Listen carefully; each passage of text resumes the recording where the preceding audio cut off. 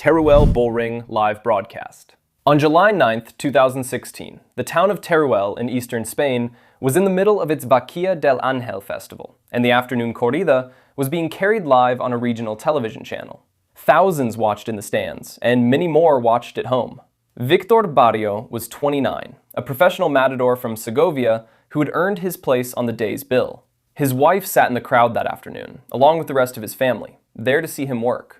Barrio moved through his passes with the cape, drawing the bull close and turning it on each approach, the way the crowd expected of a full matador. The animal was a heavy bull named Lorenzo, weighing roughly 1,166 pounds.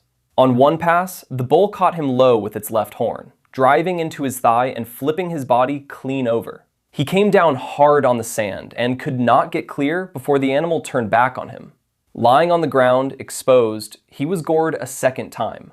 This time, the horn drove up through his armpit, punctured his right lung, and ruptured the thoracic aorta, the body's largest artery. Ring assistants and the on-site surgical team rushed him off the sand and into the bullring's infirmary. The surgeon there could do nothing, and Barrio was pronounced dead. He was the first professional matador to be killed in a Spanish ring in more than 3 decades, since the death of Jose Cubero back in 1985. The corrida was suspended, and the death was recorded as a fatal goring. The whole sequence had gone out live, and footage of the goring spread across Spain within hours, reigniting the country's long argument over bullfighting. Aire-sur-l'Adour Cape Stumble. On June 17, 2017, an afternoon corrida was underway at the bullring in the town of Aire-sur-l'Adour in southwest France. Ivan Fandinho was 36, a matador from Spain's Basque country who had worked in the ring for more than a decade. He had built a reputation as a fighter who would take on bulls that others turned down, animals judged too dangerous or too unpredictable to face. That afternoon, he was working a bull named Provechito. He had come through his early passes cleanly, and the fight looked ordinary.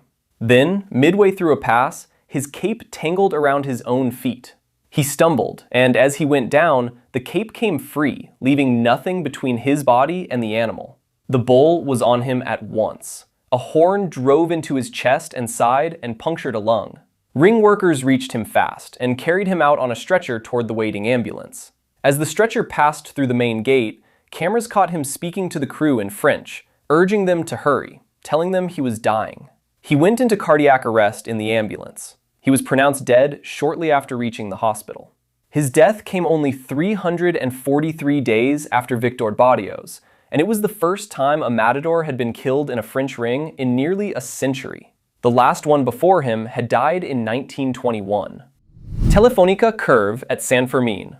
On the morning of July 10, 2009, it was the 4th day of Pamplona's San Fermín festival, and thousands of runners packed the narrow streets for the daily Islero, the bull run through the old town. Daniel Jimeno Romero was 27, from Alcalá de Henares, near Madrid, and he had joined the crowd moving ahead of the pack. The run started as it always did, a dense mass of people sprinting the route with the bulls behind them. As the animals reached the stretch near the Telefónica building, one bull named Cappuccino broke away from the rest of the pack. A lone bull, separated from the herd, is the most dangerous thing on the course, because it stops running forward and starts hunting the people around it. Jimeno was moving backward, facing the oncoming animal, when he tripped over other runners and went down. The bull reached him on the ground and gored him in the neck with its right horn, piercing his neck and driving into a lung. Medical teams reached him quickly on the route and rushed him to a hospital, but the injuries were too severe, and he was pronounced dead. It was the first fatal goring at the Pamplona run in nearly 15 years, since 1995. 3 other runners were gored by the same pack that morning, and several more were hurt in the crush of bodies on the course. Pozoblanco femoral goring. On September 26, 1984, the afternoon corrida at the bullring in Pozoblanco in the Córdoba province of Spain had reached its 4th bull. Francisco Rivera Perez, known across Spain simply as Paquiri, was 36 and one of the most famous matadors in the country, a figure whose name carried far beyond the ring. The 4th bull was a thin-horned animal named Avispado, weighing around 925 pounds. Thin horns are, if anything, more dangerous than thick ones because they cut deeper and cleaner. As Paquiri worked the bull, it caught him and threw him into the air. The horn drove deep into his right thigh, opening 2 separate paths through the flesh. It tore the femoral artery and the veins beside it, and he began bleeding heavily on the sand. He stayed conscious as the ring's medical staff worked on him, and he was loaded into an ambulance bound for the city of Córdoba. On the way, he went into cardiac arrest. The ambulance diverted to a closer military hospital, but the blood loss was already too great. He died there on the operating table. His death was recorded as a fatal goring, the result of massive hemorrhage. Fundación Corraleja Leap. In early August 2025, in the small town of Fundación in northern Colombia, a corraleja festival had drawn a packed crowd into the makeshift ring.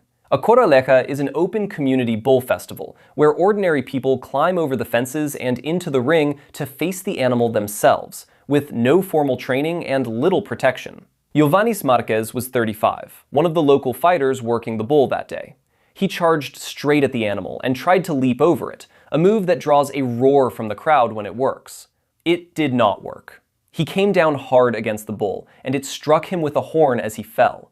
Somehow, he got back to his feet and ran a short distance before he collapsed. He was rushed to an area hospital, but he arrived without vital signs and was pronounced dead. The whole thing had happened in front of a packed, cheering crowd. Video of the goring spread across social media within hours, and it reignited Colombia's long-running debate over whether the corraleja tradition should be allowed to continue at all. Colmenar Viejo substitution. On August 30th, 1985, the afternoon corrida at the bullring in Colmenar Viejo, near Madrid, had reached its sixth and final bull. José Cubero Sanchez, known to everyone as El Gillo, was only 21. He was standing in that day for another matador who had pulled out, sharing the bill with two more experienced fighters. The final bull was an animal named Burlero, from the Marcos Núñez ranch. Cubero had already driven the sword home and bounced away from the animal, the way a matador does when the bull should be dying in front of him. But Burlero stayed on its feet. It turned, found him, and caught him. A horn drove up through his armpit and into his heart, splitting it, and he collapsed almost at once. In a weak voice, he told a friend standing beside him that the bull had killed him, and within moments, he was gone. He was 21 years old. His death was recorded as a fatal goring to the heart, and his funeral was held at Las Ventas, the great bull ring in Madrid. A sculpture of Cubero was later placed outside the Colmenar Viejo ring, and another outside Las Ventas itself. Pamplona graduation trip. On the morning of July 13, 1995, the streets of Pamplona were again full of runners for the daily encierro at the San Fermín festival. Matthew Tassio was 22, from Glen Ellen, Illinois. He had just graduated from the University of Illinois with a degree in electrical engineering, and he was near the end of a long European trip taken as a graduation gift, with a job at Motorola waiting for him back home that fall. He had come to Pamplona to run with the bulls, the way thousands of young travelers do every summer. Early in the run, the press of the crowd knocked him to the ground. The safest thing to do when you fall in the encierro is to stay down and cover your head until the bulls pass. Tassio pushed himself back up. As he rose, a bull hooked him in the side.